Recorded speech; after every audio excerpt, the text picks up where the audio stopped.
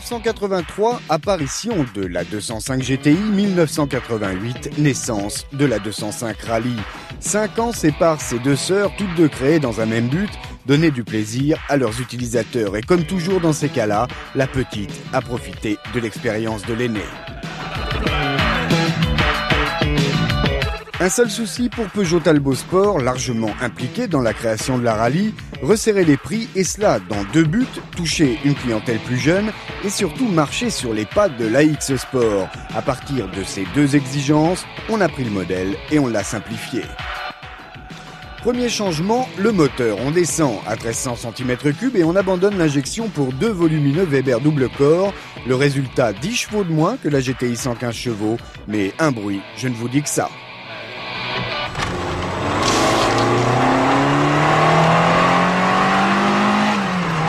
D'autres modifications, oui bien sûr, mais elles ne concernent que l'intérieur et les aménagements. C'est pauvre, très pauvre, malgré la moquette rouge et les sièges de la GTI. Dépouillée donc, mais sportive, et là c'est derrière le volant que ça se passe.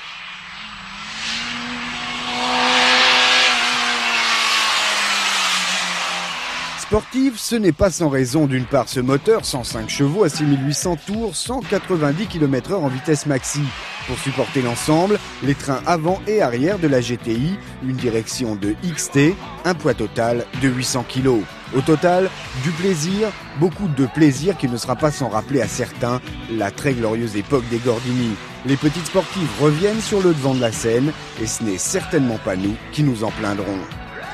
Alors des défauts, il y en a bien sûr, des démarrages parfois difficiles dus au maniement délicat des deux carburateurs ou des pneus sous-dimensionnés pour un tel tempérament. Mais à moins de 70 000 francs, cette mini GTI reste très concurrentielle. Sur ce point, la X Sport reste évidemment l'autre alternative. Attendons maintenant de voir qui de ces deux rivales prendra le pas en groupe A, puisque pour les deux constructeurs, c'est la destination de ces deux petites bombes.